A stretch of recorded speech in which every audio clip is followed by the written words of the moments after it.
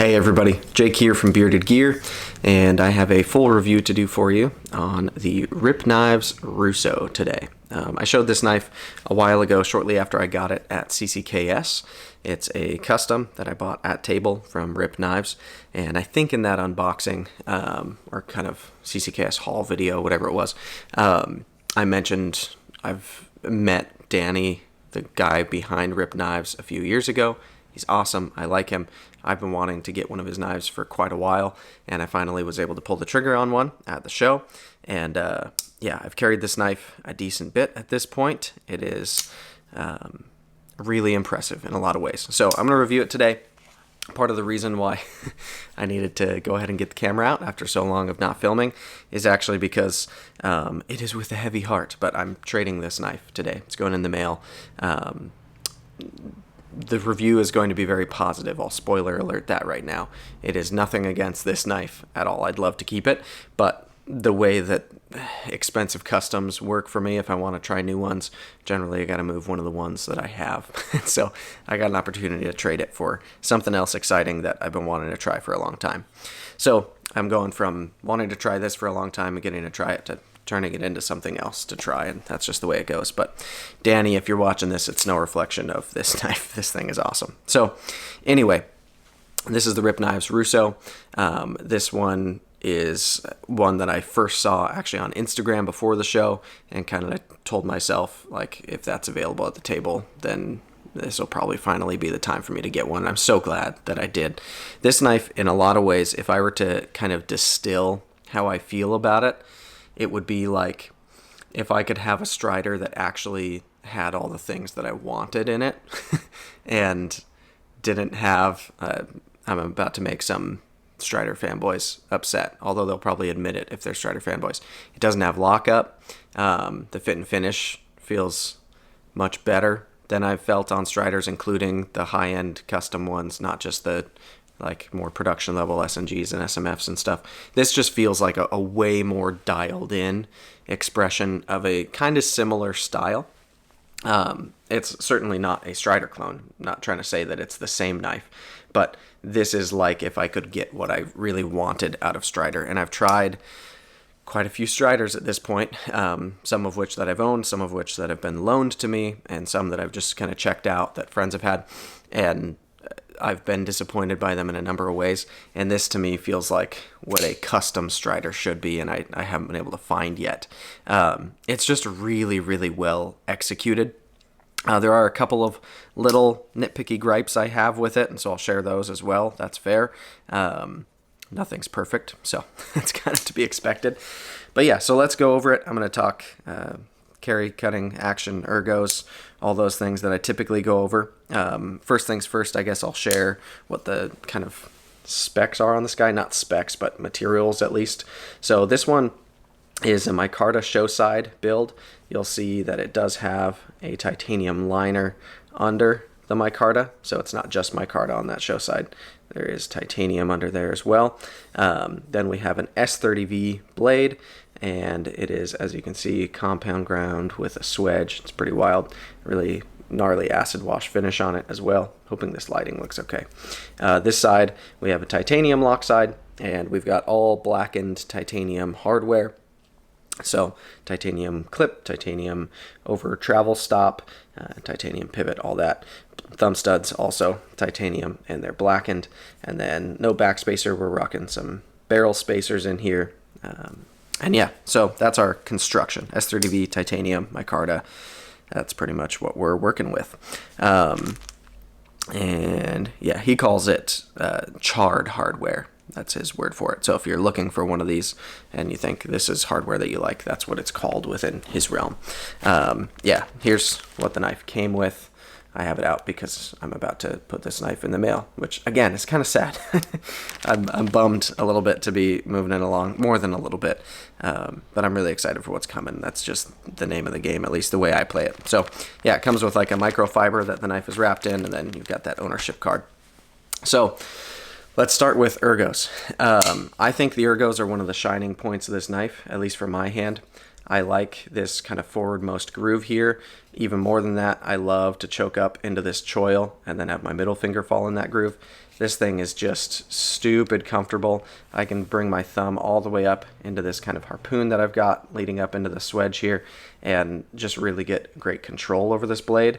I find having this kind of secondary tip from the Tanto in this grip, I'm able to, I don't know, there's just like cool cuts you can make because it's super thin right here. We'll talk about more of that in cutting, but the way that I can ergonomically choke up onto this blade just accentuates how good the blade is. Choked back, still super comfortable, very suitable way to handle the knife. If this didn't have a forward choil, I probably wouldn't even like know any better. I don't know if I would think that it needs it if it didn't have one, because this grip still feels really, really good, especially the way it locks back into my palm back here. But great grip. I really, really like it in a saber grip, which is how I most often hold this knife. Hammer grip, comfortable as well. Hammer grip choked up, still comfortable. I like that. In a draw cut, that's actually quite comfortable. So if you're pulling through a cut, like say you're cutting a bag of Traeger pellets or something, I guess that's probably the most often that I do that these days. But yeah, saber grip, hammer grip, draw cut, all really good. Reverse grip is stupid good on this knife. It just fits my hand really, really well in a reverse grip, and it looks so menacing in that grip that you just want to hold it that way because it looks cool. Another thing I like is the way that this clip is machined or ground, or I don't think he's machining them. He's on a mill. I don't know. The way that he does these clips, the way my fingers wrap around it in a reverse grip, it almost feels like part of the grip. Not hot spotty, it feels like it's like the grooves match up with where my fingers land on it, which is really cool. So I like that.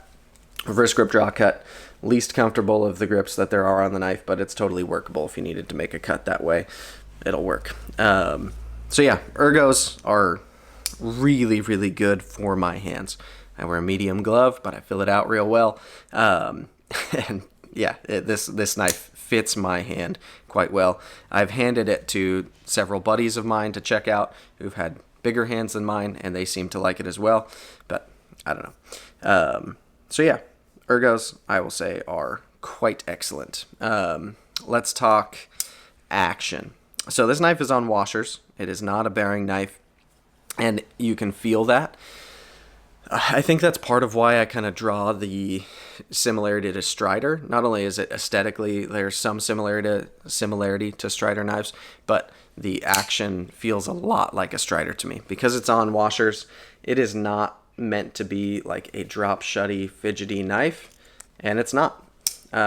Is it smooth? Yes, it doesn't feel gritty, but it feels like there's tension, like it feels tight, and not in like a negative way. I probably could have, if I wanted to, tried to add some lube in there, fidget with the pivot a little bit, see if I can get it a little droppier or something, but it's locked up solid. I'm not really feeling any side to side. There's no front to back lock. Like, the lockup is so good, and it's still fun to deploy with these thumb studs. If I give it a good push, watch, I'm probably going to fail because I'm doing it for the camera now, but, oh, I didn't fail. If you give it a good push at the right angle, I mean, it fires pretty hard. The detent is dialed. So, like, on deployment, not mad at it. Will it middle finger flick? Yeah. I have to kind of get it right, be a little more deliberate. I'm trying to do it funky for the camera, but I promise a middle finger flick's okay. It feels much more prone to thumb flicking, though. On closure, you can shake it shut, but usually I find myself just kind of doing one of these guys, using my thumb to pull it across. So yeah, in the action department, if you're like me and you prefer knives that are fidgety, drop shutty, super fast action, then this probably won't be your favorite. I say that while also saying I kind of, for the type of build this is, I personally don't know if I'd change it. Now that I've experienced it like this, it feels like part of the character of the knife. The fact that it's on washers and not on bearings. The fact that it's like, it feels a little more forceful when you open it. It's not like a hair trigger. It's, you know, like it feels a little more almost mechanical. I don't know. I like it. even though it goes against my typical preference, if that makes sense. It's a washer knife that's done well. The washers, again, feel smooth, they're glidey, they're not gritty. So I like the action, but it's not like an action-focused knife. I guess next let's talk carry. To me, this is probably my least favorite component of the knife. To be fair, it's already a pretty big, heavy knife. So I wasn't expecting it to be like a dream in pocket. This is on the larger end of the spectrum of what I would typically carry day to day. And it's not like a thick boy, but it's not designed to be thin and small. It's a hard user knife is kind of the way I see it, bordering on overbuilt. So because of its size and its weight, it's already a little bit cumbersome in pocket compared to other things that are designed to be really carryable. It's also not like internally milled because it's just not. And so the weight and the size you're going to feel. Beyond that I would say is like more forgivable. The thing that, if there's anything that's bugged me on this knife, it's been the pocket clip. I bet some people would probably love it. It's already against my kind of style in the sense that it's not deep carry. You can see comes to there. So you've got about that much knife sticking out of your pocket, which isn't that ugly of a bit of knife to have sticking out of your pocket. It looks kind of cool. So I could get over that if the clip like felt really good to use. Like I carry the Arius all the time. The Arius has a bunch of knives sticking out of my pocket, but I love the way that clip functions in and out of pocket. This one is just a little tight for me. There's not a ton of room, so if I'm wearing thicker pants, it's bothered me a little bit.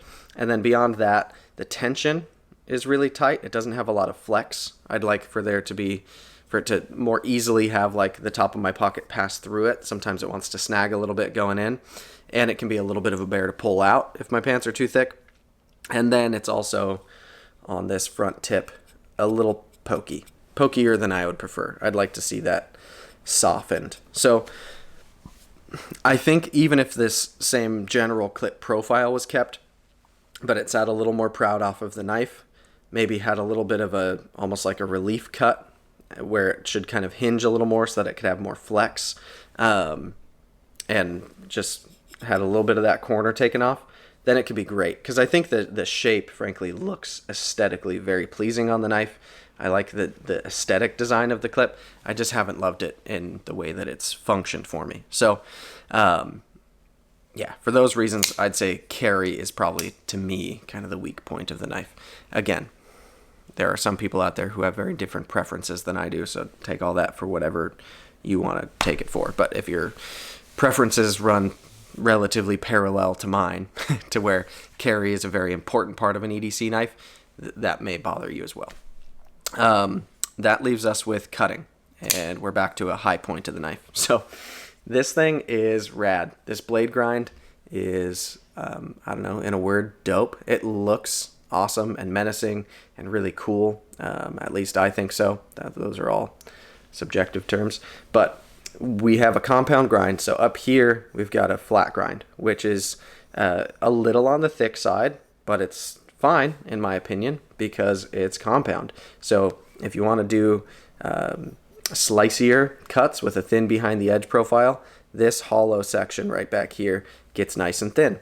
And if I'm pressing through like a sheet of cardboard, for instance, which is where I'd want a thin slicey blade, then I pass the blade through the cardboard right there. And because it's a little bit of a recurve, it holds into the cut really well, which is cool. I feel like this lighting is crazy. Hopefully this looks better in post. But yeah, because we've got that curve there, it like holds that cut in place. Then if you're doing something a little more bruiser-ish and you want, you're a little more afraid of thin behind the edge geometry because you're, I don't know, chopping into something or whatever, this section up here is more bruiser-ish.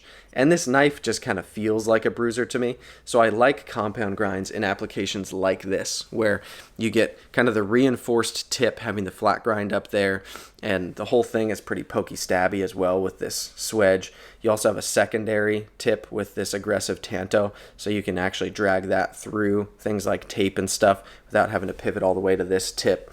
I love that. So it's a very functional blade in the sense that it accomplishes multiple things by having this compound grind and this, frankly, pretty aggressive shape. It just comes together to work well, in my opinion.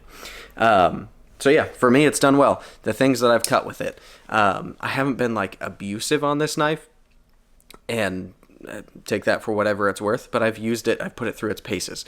So I've done quite a bit of cardboard with it, not only like opening the tops of boxes, but also like processing the cardboard into smaller pieces that I can fit in my recycling bins more easily. I have cut an apple with it. That didn't go great. It was fine, but in terms of like a thin slicey knife being able to slice like a kitchen knife through an apple, or what I would expect from a good kitchen knife, and a like thicker, more bruisery knife being more like splitting the apple, this was more like a split the apple kind of thing.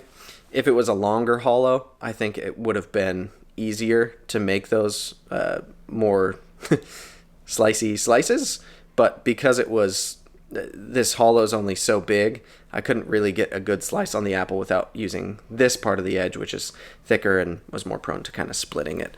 Plus, it's just a fairly thick blade stock. So I don't think this knife was designed to be an apple slicer in the kitchen anyways, but I tend to do that with knives that I'm working on reviewing so that I can feel how it slices in that application. Anyway, I've cut an apple with it. I've cut a bunch of cardboard. I've cut packaging. I've cut little zip ties that hold things into packages. I've also cut big zip ties that hold things into packages. Some like clamshell packaging, plastic stuff, things like that. Stuff that's normal for me to do. I didn't go out into the woods and baton with this. I imagine if I was a guessing man, I'd probably say this knife would do pretty well in an application like that because it is so sturdy and chunky, and S30V is a fairly tough steel. I think you could get away with this being a fairly outdoorsy folder, but I haven't even been outdoors as much lately, and I don't feel like beating on a $1,500 custom knife. Especially because, like I think I've already mentioned, for me, the knives that play in this range oftentimes end up being fairly temporary because for me to experience more of them, I gotta kind of use them to move pieces around. So that's what's happening now. Anyway, it's a cool knife. I really, really like it. If it was like, if you were to take a hot take and say like, Jake, would you recommend this knife if I'm someone who's in the market to spend about this amount of money on knives? I would say it's an easy recommendation, bearing in mind that you appreciate a knife that's not built to be like a drop shutty, more fidgety focused knife. Yeah, I think that's where the line is kind of drawn. This knife is built different from a lot of things in the range that play at this price point because I think a lot of the market has moved towards making things like Shiros and the Arius and stuff that is super droppy, super fidgety. This is a departure from those things. And granted, there are other knives in the market that are like this as well. It's just a segment that rarely draws me in as much. And this one drew me in, and I think it was worth it. I really, really like this knife. I think it's worth the price tag. I think the level of attention to detail and finishing and grinding and how much like handwork goes into these knives. And yeah, I mean, if you follow RIP Knives on Instagram, you'll see he does really, really cool work. And there's a ton of different builds as well. This is just one example of a sea of different configurations he's made and multiple models. So I think it's worth it. I think this is one of those brands that is going to continue to kind of rise. If I were to predict that, I think more and more people will catch on to how freaking good these are. And they're just really cool. The styling is awesome, and they feel good. And it has a certain character to it that feels like true to itself. And if you meet Danny, it feels like his knife in a way that's cool to see like his expression coming through in the final piece. Anyway, hopefully that was concise enough to make any level of sense. I'm going to miss this knife. It's going to a buddy, so maybe there will come a time that it'll make its way back to me. That would be cool. I don't know. I don't know the future, but it's rad. It's a cool knife, and appreciate you guys for watching.